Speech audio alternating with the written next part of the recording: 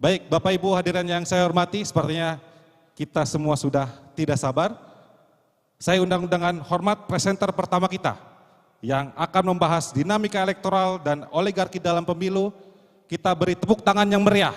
Bapak Toto Haryono.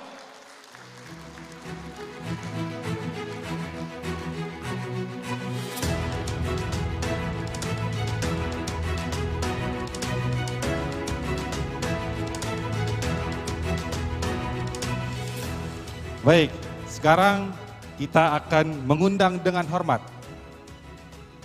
yang akan membahas topik demokratisasi pasca reformasi dan agenda kepemulihan.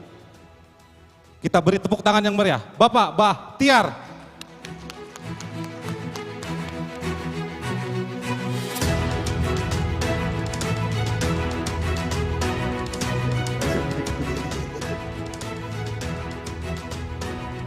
Baik Bapak Ibu hadirin yang saya hormati, sebelum kita memulai, izinkan saya menyampaikan aturan main kita Pak, izin.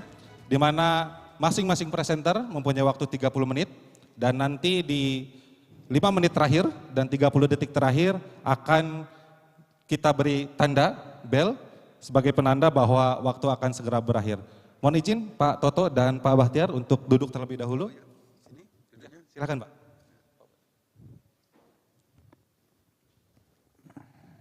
Baik Bapak Ibu hadirin yang kami hormati, kesempatan pertama saya akan persilahkan dengan topik dinamika elektoral dan oligarki dalam pemilu. Bapak Toto Haryono.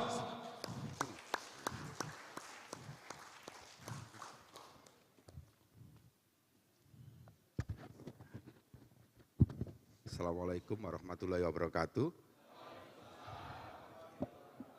Saya mohon izin para senior yang saya hormati, yang amat sangat terpelajar, Prof. Muhammad, Pak Nasrullah, Pak NHS, lebih kenal NHS karena sapaan akrabnya itu. Bu Wisdianingsih, Pak Haryono, Mas Haryono, Mbak Hoirunisa, senior jenderal Mas Erlangga, luar biasa. Kawan-kawan semua, sahabat-sahabat Bawaslu Provinsi maupun Kota Kabupaten, salam hormat. Tidak banyak ingin saya sampaikan sebenarnya, kita hanya di forum ini kita sama-sama merefleksi diri aja. Bahwa kemarin kita sebagai penyelenggara pemilu itu, Bawaslu kayaknya ditampar-tampar gitu loh. Karena orang menganggap pemilu tahun ini pemilu yang sangat amburadul, pemilu brutal. Jadi kita tidak enak juga, kita ini sudah dibayar duit negara tapi kerja kita salah terus. Dan memang hak setiap warga negara untuk mengkritisi kita itu loh. Kita dikritisi oleh Mbak Khoirin itu sudah, Mbak Nisa itu sudah luar biasa. Kenapa? Masyarakat sipil nggak makan duit negara Pak. Kita yang makan duit negara. Karena itu wajib kita dikritisi. Kenapa pemilu itu ribet? Ya literasi atau mungkin kawan-kawan juga bisa merasakan karena aparatnya terlibat. Sementara kita belum sadar, bisa jadi kita itu sering yang dituduhkan orang. Bahwa kita bagian dari oligark. Kenapa? Bung Karno bilang, pemilu sebenarnya alat, obat untuk menyelesaikan problem ketimpangan sosial, ketidakadilan, kesenang-menangan. Obatnya apa? Obatnya pemilu. Kenapa? Pemilu bagian dari pilar demokrasi. Tujuan demokrasi adalah masyarakat adil dan makmur. Kalau masyarakatnya adil dan makmur, berarti demokrasinya bagus. Demokrasinya bagus karena pemilunya berjalan dengan baik. Tapi kalau pemilu hanya sebagai alat kontestasi kekuasaan, terjadi panas-panasan, perang, gontok-gontokan. Ya, Bung Karno bilang inilah alat lebih jahat dari penyakitnya.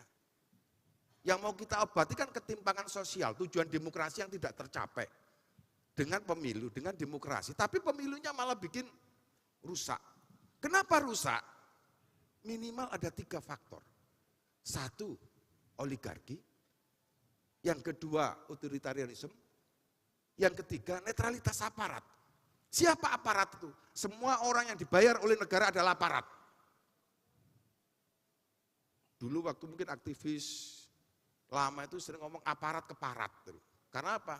Semua yang terlibat itu ikut dalam proses Orde Baru. Yang itu menegasikan keadilan. Nah, Bawaslu itu juga bagian dari aparat.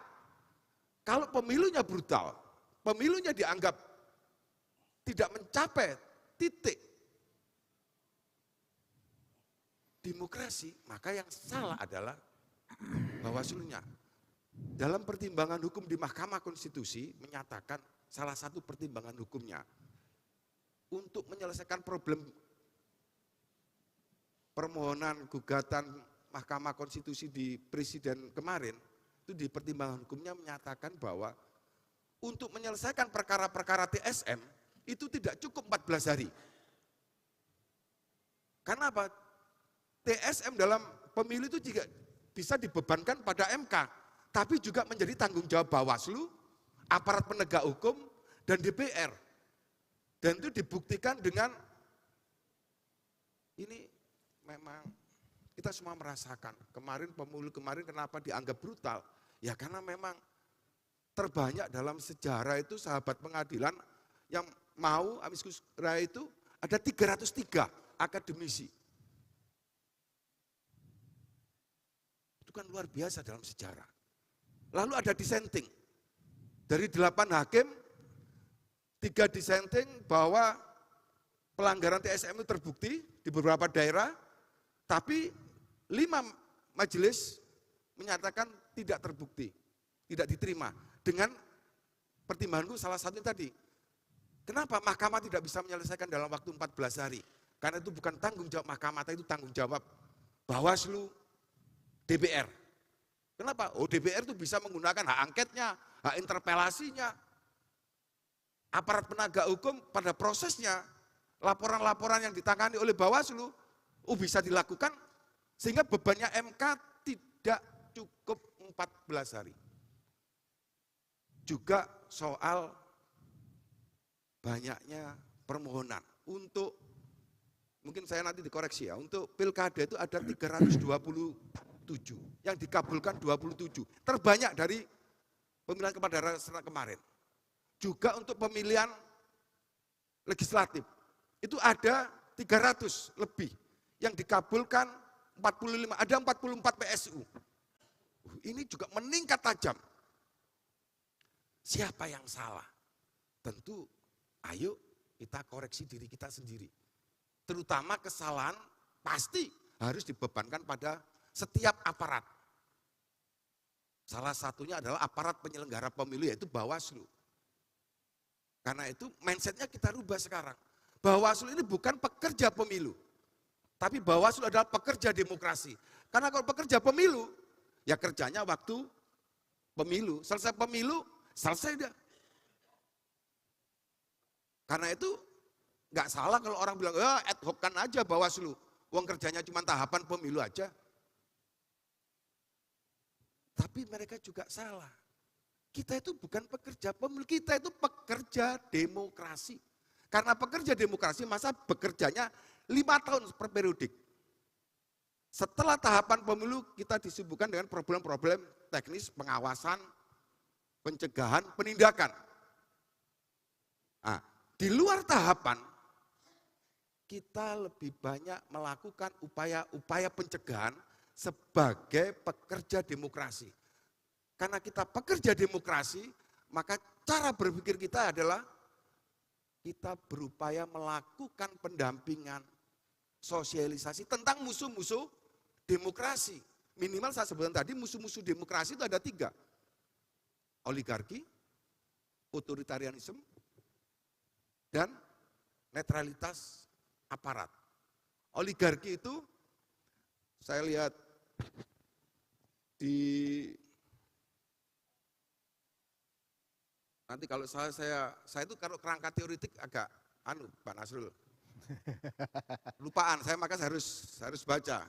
Kata sahabat saya Jenderal Erlangga itu, Cak Toto itu ya orang lapangan ngomongnya komunikasi politik, selesaikan dengan cara ngopi aja selesai itu loh. Ngomong politik nanti itu loh. Oligarki saya katakan bahwa setiap kita itu bisa jadi kita bagian dari kelompok kecil yang untuk kepentingannya sendiri, oligark. Siapa oligarki? Bisa Bawaslu, bisa partai politik, bisa preman, bisa orang kaya, bisa bangsawan, tokoh agama, dan semuanya. Yang punya kepentingan untuk mengatur republik ini. Itu pengertian oligarki dalam hal yang paling sederhana menurut saya. Sekelompok orang yang berusaha untuk memerintah untuk kepentingan pribadi, untuk kepentingan diri sendiri, bukan Pak pribadi Erlangga, mohon maaf, tapi untuk kepentingan pribadi atau kelompok, bukan untuk rakyat. Karena apa? Ini republikan, respublika. Artinya semua kebijakan harus mengarah kepada keberpihakan kepada rakyat. Setiap kebijakan yang tidak pada pro rakyat, lawan. Itu pasti oligark itu, pasti itu kepentingan sekelompok orang. Ini yang harus kita lawan. Siapapun itu. Karena begitu, apakah oligarki itu ada? Oh, kita bisa merasakan apakah saat proses pemilu, proses tahapan pemilu, pencalonan, kampanye, proses rekapitulasi, pungut hitung, coblosan, ada kepentingan-kepentingan oleh sekelompok orang. Itu kita bisa merasakan. Money politik.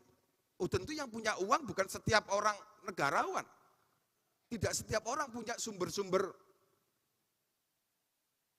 material kekuasaan itu. Mereka yang menguasai itu lalu digunakan untuk mengeksplorasi sumber daya negara untuk kepentingannya, itulah oligarki. Maka kita bisa menuding, oh jangan-jangan kalau begitu Bawaslu yang berkolaborasi dengan bagian tertentu dari material strategis kekuasaan, bisa tokoh agama, bisa orang punya uang, untuk kepentingan dirinya sendiri, kelompok, oh dia bagian dari oligarki. Maka kita mengoreksi diri sendiri. Lalu yang kedua, otoritarianisme. Oh banyak para ahli nanti kalau ada makalah dilihat sendiri menyebutkan apa sih otoritarianisme. Kalau menurut saya semua aparat negara yang memegang kekuasaan yang dilakukan secara sewenang-wenang itu adalah otoritarianisme. Sehingga saya koreksi diri sendiri kita.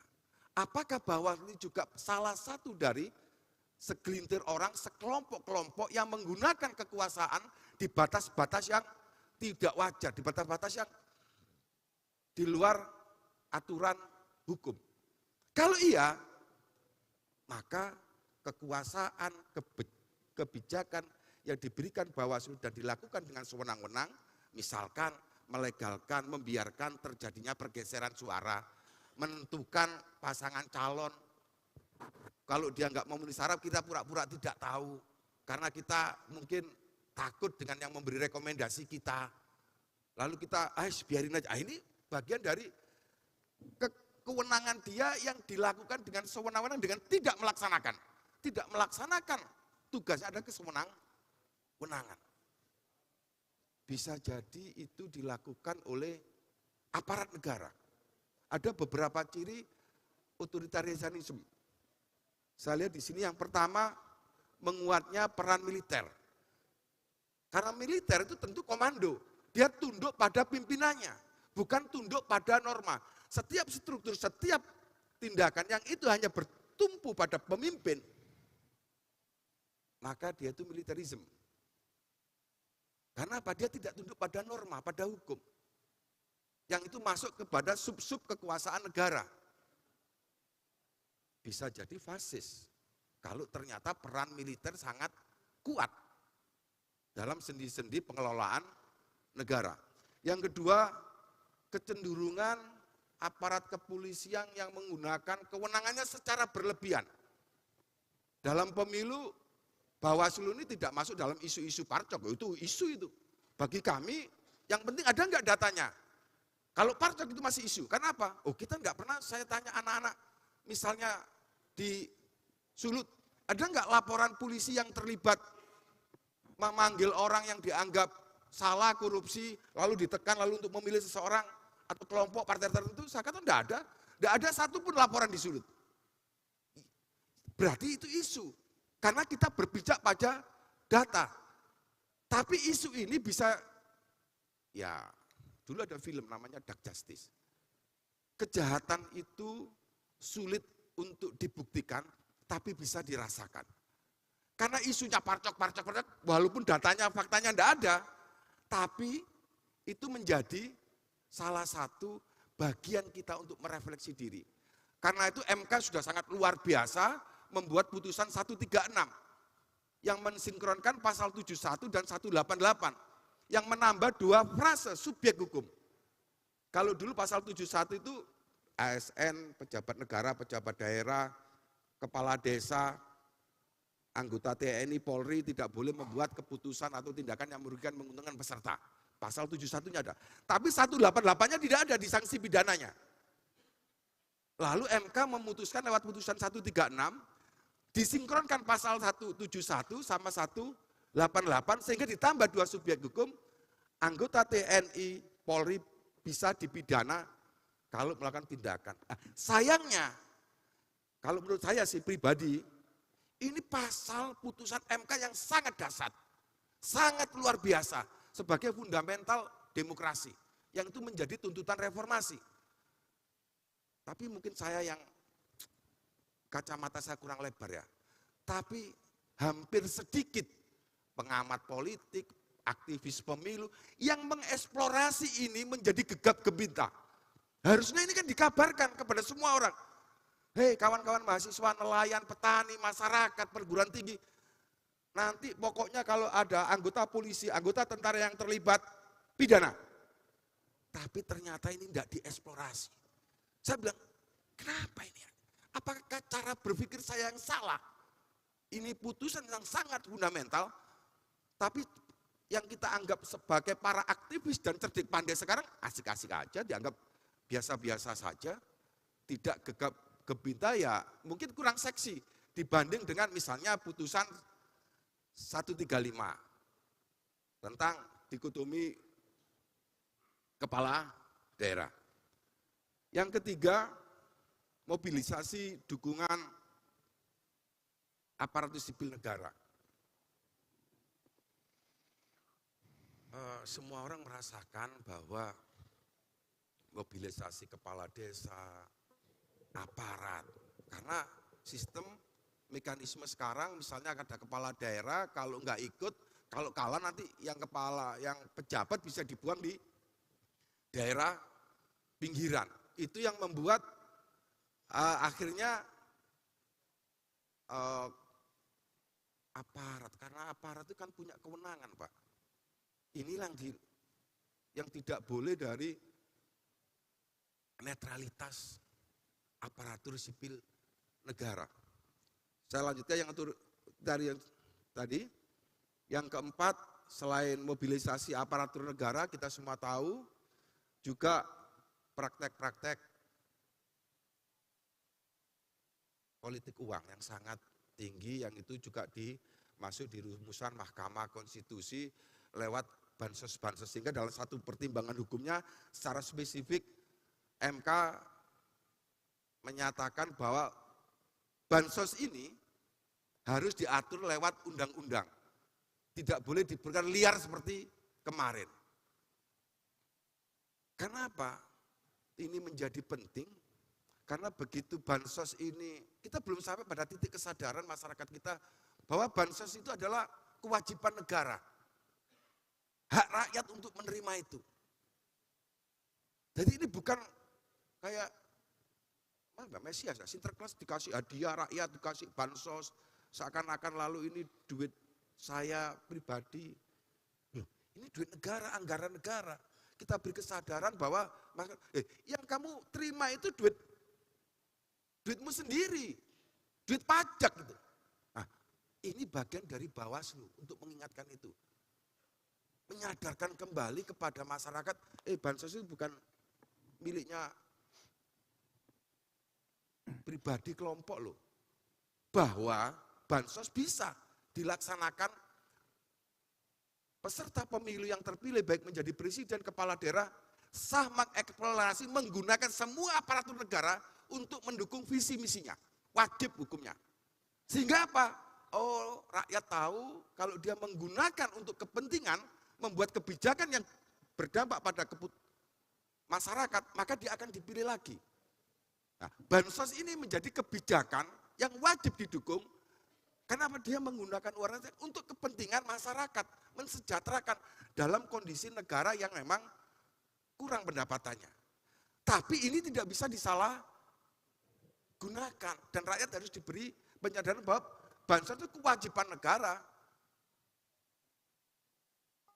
Tinggal waktunya dan itu secara spesifik mahkamah menekankan bahwa bansos diatur lewat undang-undang, tidak boleh dekat dengan waktu kampanye. Semoga nanti pembuat undang-undang nanti juga memikirkan ini. Yang ketiga, konsolidasi dan aksi borong dukungan politik dan mengamankan regulasi. Ya, ini kita tahu sama-sama putusan Mahkamah Konstitusi, apakah putusan pengadilan selama ini berpihak pada kepentingan masyarakat atau berpihak pada segelintir orang. Yang ketiga, selain otoritarianisme, oligarki adalah netralitas aparatur negara. Saya katakan tadi, tiga ini musuh demokrasi, netralitas, oligarki, otoritarianisme berkelindan bersama-sama. Sehingga sulit untuk dipisah-pisahkan. Karena ini, kalau itu sebagian dua sisi mata uang, maka saling bersimbiosis antara kepentingan oligark, kewenangan otoritarianisme, dan netralitas aparat, penggunaan jasa aparat. Saya agak sarkas menggunakan tanda petik jasa, karena seharusnya itu bukan jasa, karena jasa itu komoditas, diperjualbelikan. Tapi aparat itu punya kewajiban dasar, karena memang dia tekan prestasi dibayar negara untuk melaksanakan tugas-tugas sesuai kewenangan undang-undang. Tapi itu kewajiban. Tapi pada yang sekarang ini, apakah kita merasakan, kawan merasakan atau tidak, kita bertanya pada nurani sendiri, apakah aparat ini, terutama saat pemilu, apakah melakukan kewajibannya, apakah dia melakukan kepentingannya, berpihak tidak netral kepada peserta pemilu. Selain tidak netral, masih menggunakan fasilitas negara. Saya katakan silakan fasilitas negara, keberadaan aparat digunakan semaksimal mungkin untuk kepentingan mendukung visi misi. Tapi tidak dalam masa tahapan pemilu.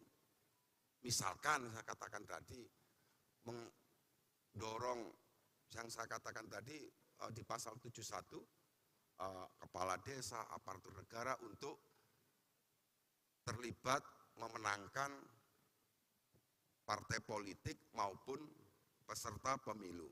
Ini yang harus kita awasi bersama karena kita memang pengawas, pencegah, penindak. Dan yang lebih penting bahwa sebagai penyelenggara pemilu kita paham betul apa itu musuh demokrasi. Minimal jajaran Bawaslu, pimpinan sampai staf paham apa itu otoritarianisme, netralitas aparat, oligarki. Karena apa? Kita bekerja, makan, minum, dibayar untuk ngomong demokrasi. Kalau kita nggak ngomong demokrasi, ya saya kalau menggunakan bahasa sarkas itu dikira nanti teroris ya. Maka haram nggak bayaran kita. Kalau kita nggak ngomong, misalnya nih ada Pak Babinsa ini, besok nggak boleh ikut cawe-cawe pemilu kamu, karena kamu bisa ditangkap kamu. Nah, jangan malah takut dengan aparat polisi, aparat tentara. Oh kita ini sama-sama aparat, karena Pak polisi tugasnya aparatur negara yang menjaga aparat ketertiban, Pak tentara pertahanan keamanan, ada yang Pak guru, tugasnya memang ngajar. Bawaslu tugasnya yang makan, minum, ngobrol bersama voters. Siapa voters itu? Mereka yang berhak dipilih dan mereka yang memilih. Disadarkan soal apa dia? Soal kebebasan untuk berpendapat dan bersikap. Karena ujung dari perbedaan pendapat dan bersikap adalah saat kita nyoblos. Inilah puncak perlindungan, keamanan, kenyamanan untuk berbeda pendapat. Dan kita berikan pendampingan, diskusi soal bagaimana kita bebas untuk berbeda pendapat dan bersikap. Saya pikir itu, mari kita mengoreksi diri kita. Mohon maaf jika ada salah. Wassalamualaikum warahmatullahi wabarakatuh.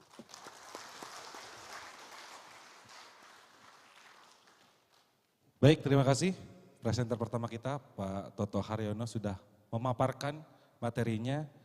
Dan selanjutnya saya persilahkan kepada narasumber, Pak Erlangga Pribadi, untuk membahas topik yang sama, tema yang sama, dengan waktu 20 menit Pak, dimulai ketika Bapak berbicara. Waktu dan tempat saya persilahkan.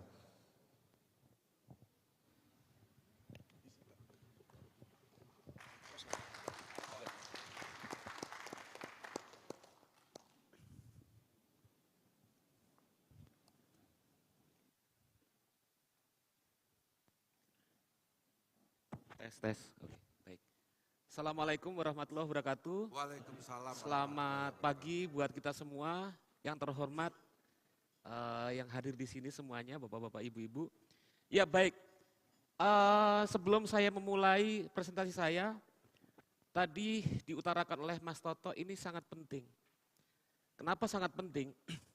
Karena biasanya dalam momen-momen pertemuan aparat seperti ini, topik oligarki itu dianggap sebagai topik yang tabu, pamali. Gitu. Tapi kita semua tahu problem oligarki itu adalah problem yang krusial. Dalam bahasa akademik itu yang disebut sebagai elephant in the room. Jadi dalam satu ruangan kita sama-sama ngomong, banyak hal semua ngomong, tapi yang tidak diomong adalah persoalan utama dari masalah tadi. Nah, itulah sebetulnya yang disebut sebagai oligarki. Kalau berangkat dari apa yang saya sudah utarakan, di tema ini kita bicara Indonesia era reformasi, demokrasi yang tersandra oleh oligarki. Ada dua kata kontras di sini. Setidaknya tiga. Reformasi, demokrasi yang kontras dengan oligarki. Di sini kita mempelajari bahwa dalam pandangan konteks sejarah politik di Indonesia sejak 98, reformasi itu adalah peristiwa. Reformasi adalah peristiwa momen penjatuhan Presiden Soeharto dan tampilnya demokrasi reformasi yang didorong oleh banyak dari kita semua. Menjadi aktor yang mendorong proses-proses perubahan. Reformasi adalah suatu pintu pembuka momen etis. Tapi sejarah menunjukkan bahwa struktur keras kepala untuk dirubah oleh suatu peristiwa. Peristiwa reformasi tidak mendorong pada suatu social change, suatu transformasi, yaitu momen demokrasi. Kalau bahasa istilah sekarang, yang menjadi konsepsi dari salah satu elit, itu disebut sebagai era reformasi dan demokrasi adalah era sudah tapi belum. Sudah reformasi tapi belum demokrasi. Istilahnya, kalau kita ini era Soeharto, era otoritarianisme, kita baru keluar dari pintu sentralisme otoritarianisme. Tapi sebetulnya kita belum masuk dalam pintu yang baru, pintu demokrasi. Kita sebetulnya pada era yang fase yang terus menunggu di antara otoritarianisme dan demokrasi ini. Dan yang terjadi mungkin kita masih menunggu, tapi juga ada yang masuk dalam era tersebut. Yang duduk di dalamnya. Duduk mereka di dalamnya ini terjadi ketika corak kekuasaan ternyata tidak berubah dalam proses-proses peristiwa demi peristiwa tadi. Gimana nih? Oke. Nah, dari sini kenapa kita membahas tentang reformasi dan demokrasi? Karena ada pertanyaan-pertanyaan penting yang belum mendasar, yang sangat mendasar, yang belum kita jawab. Pertanyaan soal apakah kita masuk dalam era demokrasi, itu bukan pertanyaan yang tepat. Pertanyaan soal, oh sudah kita demokrasi atau belum, itu bukan pertanyaan tepat. Dalam istilahnya itu adalah pertanyaan dungu. Karena tidak memasuki pada persoalan-persoalan utama yang sedang kita hadapi sekarang di era reformasi. Pertanyaan mendasar pertama, siapa yang berdaulat setelah proses pemilu, bahkan sebelum pemilu, proses pemilu dan setelah pemilu dilakukan? Pada era pasca elektoral, rakyatkah atau kuasa bisnis politik? Apakah ada perubahan di tengah perubahan peristiwa-peristiwa tadi? Kedaulatan rakyat itu adalah meskipun mereka memilih dan mereka sudah memilih wakilnya, serta memilih siapa yang menjadi eksekutif, diberikan mandat, tapi tetap yang menjadi subjek utama yang berdaulat adalah rakyat. Rakyat tidak mendelegasikan, tidak menyerahkan kedaulatannya setelah proses elektoral terjadi. Pendeknya, para pemimpin, para wakil rakyat itu adalah pembantu dari rakyat. Nah ini yang kemudian kita pertimbangkan. Kalau tadi diutarakan oleh Mas Toto, ada persoalan-persoalan ketika pemilu, ternyata beberapa kasus menunjukkan aparat-aparat, baik aparat pemilu, aparat keamanan, dan lain sebagainya, ternyata tidak melayani apa yang menjadi kehendak rakyat, menjadi res publica. Nah ini masalah. Mengapa perkembangan pelembagaan demokrasi tidak sejalan dengan perubahan corak kekuasaan? Nah ini adalah problem utama demokrasi. Kalau misalnya kita lihat dari tahun 99, momen reformasi sampai sekitar 2004, terjadi perkembangan tumbuhnya pelembagaan politik yang luar biasa, pelembagaan demokrasi, pelembagaan institusi publik dan lain sebagainya. Mulai dari pemilu multipartai, terus kemudian pilkada, pilpres, institusi ada KPU, Bawaslu, dalam konteks pemerintahan yang ada KPK, berjalan semua.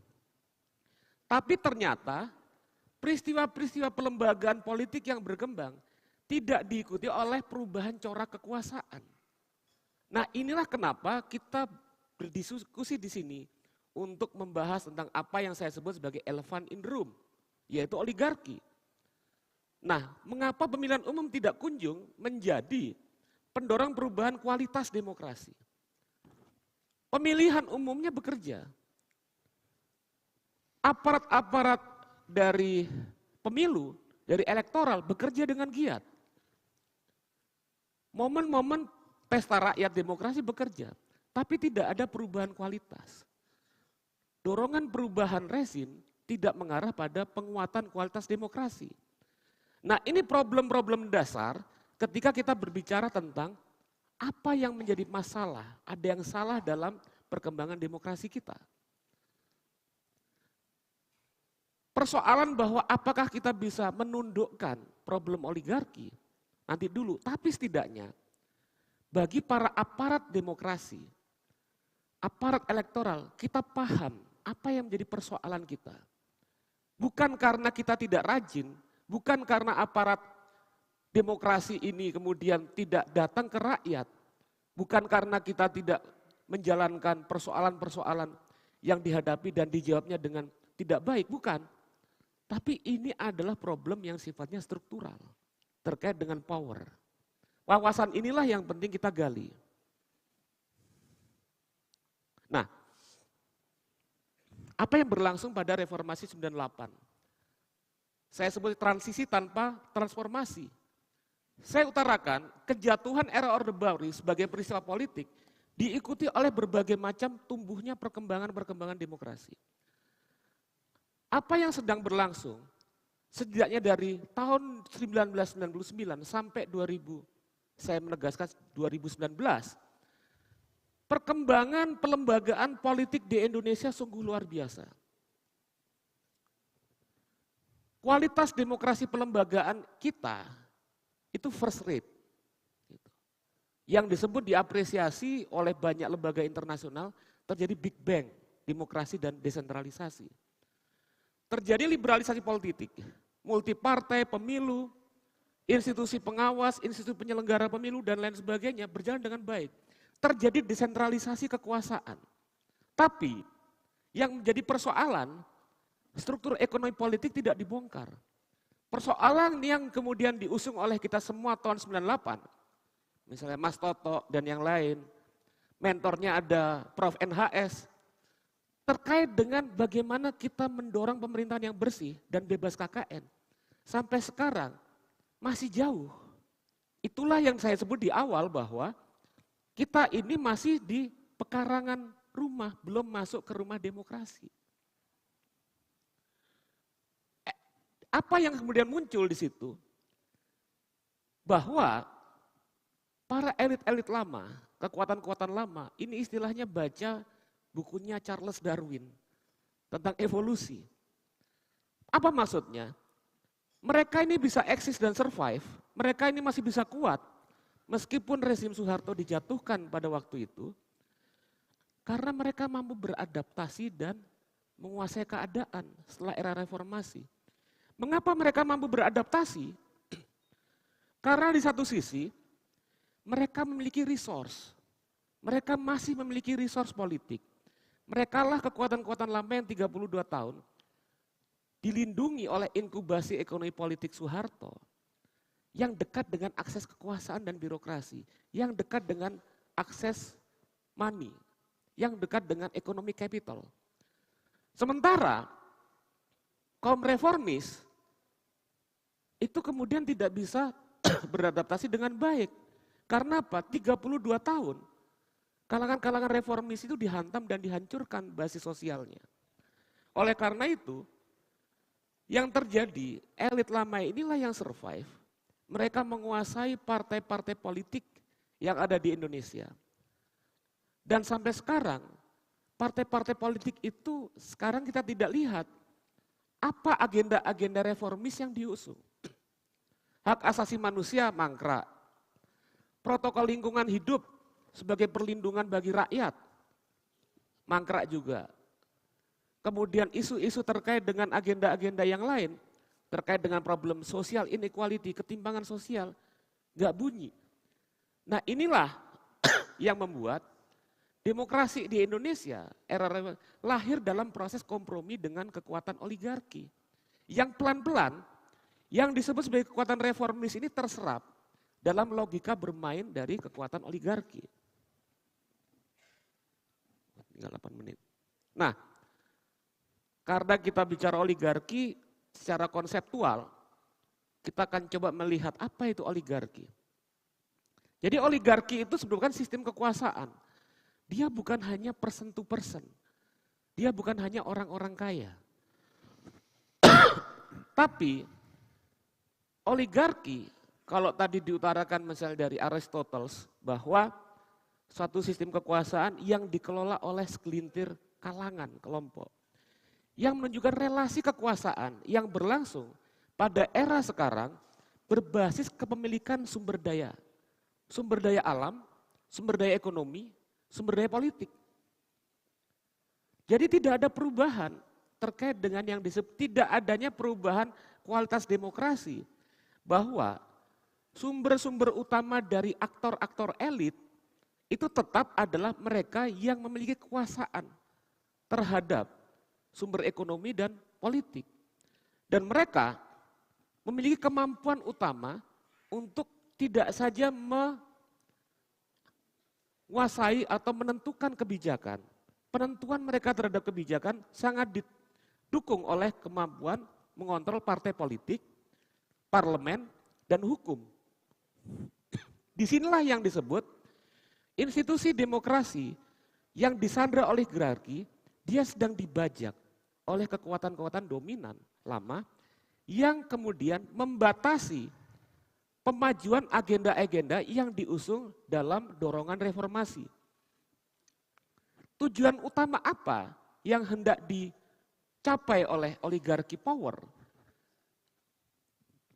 Jeffrey Winters mengutarakan tujuannya adalah wealth defense. Mereka mencoba menjaga dan melipat gandakan kemakmuran yang sudah mereka miliki. Nah, disinilah muncul problem redistribusi. Kenapa? Karena kemudian wealth yang menjadi bagian, kemakmuran yang menjadi bagian dari proses dari sumber daya negara tidak didistribusikan dengan baik mulai dari proses-proses kebijakan. Gitu. Nah, yang disebut sebagai oligarki ya ini secara historis. Oligarki ini bukan tiba-tiba muncul, tapi dia adalah proses yang menyejarah. Dia terhubung dengan corak kekuasaan yang berlangsung sejak era Orde Baru. Dalam struktur kapitalisme di Indonesia, pengusaha ini pada awalnya itu pada era awal Soeharto itu tidak kuat, tidak lemah. Dia diciptakan oleh rezim Soeharto. Dan dia selalu diasupi oleh rezim Soeharto yang beraliansi dengan kekuatan politik. Itulah yang menyebabkan proses-proses ini terus berlangsung. Soeharto jatuh, tidak ada perubahan struktural. Akhirnya kemudian memunculkan yang disebut sistem kekuasaan oligarki ini masih berkocokol dalam proses-proses politik di era reformasi. Sementara pertanyaan selanjutnya, mengapa tidak ada alternatif yang berhasil melakukan perlawanan sampai saat ini terhadap kuasa oligarki? Karena memang basis-basis sosial di Indonesia sejak era awal tumbuhnya Soeharto sudah dihabisi. Dari kelompok manapun pada waktu itu. Yang disebut dalam konsep sebagai masa mengambang, korporatisme negara. Di mana kemudian basis-basis politik, partai politik tidak dibiarkan tertanam sampai ke bawah. Kecuali basis politik dari aparat. Nah, inilah sejarah dari persoalan yang kita hadapi sampai saat ini.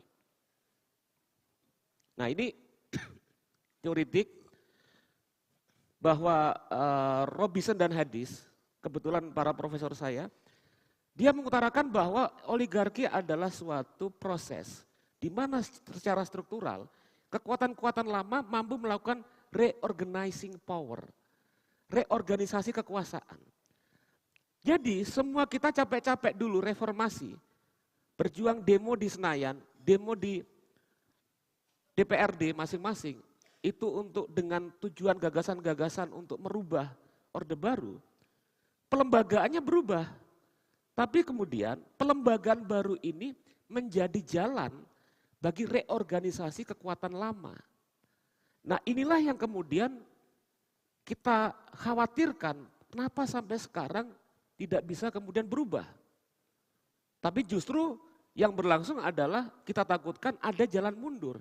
Kita keluar dari pintu otoritarianisme, kita sedang berjuang masuk ke demokrasi, tapi ada tarikan kuat dari kekuasaan untuk menarik kita kembali ke pintu otoritarianisme.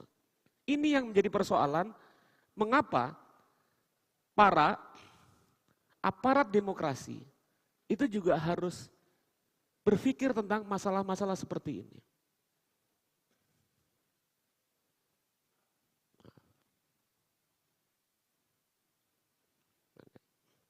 Karena waktunya coba saya ini saja. Nah, proporsional tertutup, proporsional terbuka.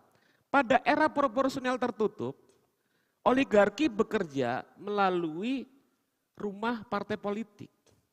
Tapi kemudian semakin menyebar. Dalam sistem pemilu proporsional terbuka, yang terjadi adalah disitulah money politik berkuasa.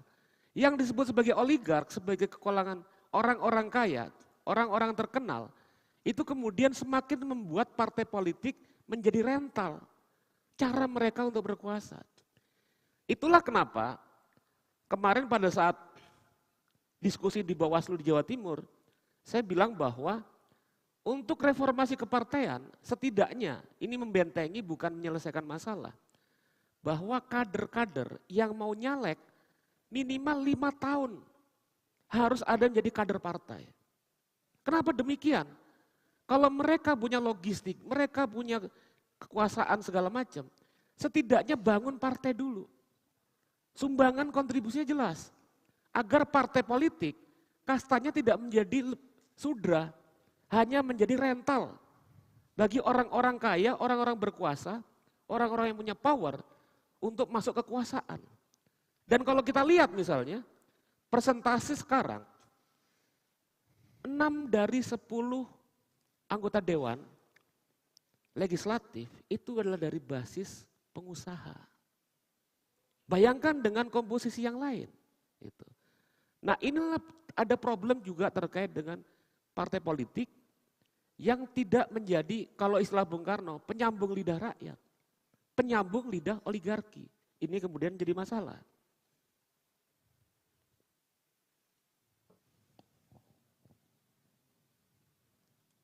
Nah, terakhir, kalau tadi yang dibilang Mas Toto tadi, soal apa yang sedang berlangsung pada era tahun 2023, 2024. Kita sedang menghadapi suatu problem yang disebut sebagai era interregnum, era transisi. Ketika logika kekuasaan yang lama itu semakin tidak dipercaya oleh rakyat, tapi yang baru tidak muncul. Sehingga itu memunculkan persoalan yang sering kita bahas, setidaknya saya, misalnya Prof. Muhammad, Prof. NHS, Mas Ferry, itu yang disebut sebagai backsliding demokrasi, pelemahan demokrasi. Kalau saya secara akademik, saya dalam tulisan di jurnal, saya lebih keras. Ini yang disebut sebagai era new despotisme. Baik, mohon izin Bapak, waktunya sudah habis. Sedikit lagi. Mohon izin Pak, waktunya sudah habis. Iya, Terima saya dari kasih banyak Jakarta atas ke sini. paparannya. Mari kita beri aplaus untuk Pak Erlangga pribadi. Mohon Sebentar, izin Pak. sebentar lagi. Oke, baik. Karena saya dari Jakarta ke Baik. sini butuh waktu panjang, beri saya Baik, waktu sedikit silakan, lagi. silakan Pak. Apa yang disebut sebagai new despotisme? New despotisme itu adalah kehendak kekuasaan yang tidak mau didisiplinkan oleh rule of law. Kehendak kekuasaan yang tidak mau didisiplinkan oleh supremasi hukum.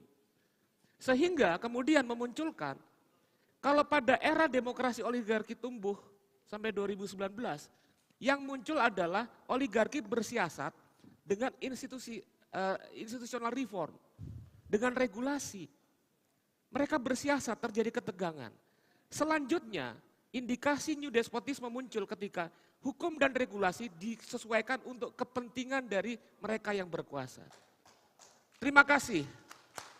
Assalamualaikum warahmatullahi wabarakatuh. Selamat pagi. Baik, terima kasih banyak Pak Erlangga pribadi atas penyampaian materinya.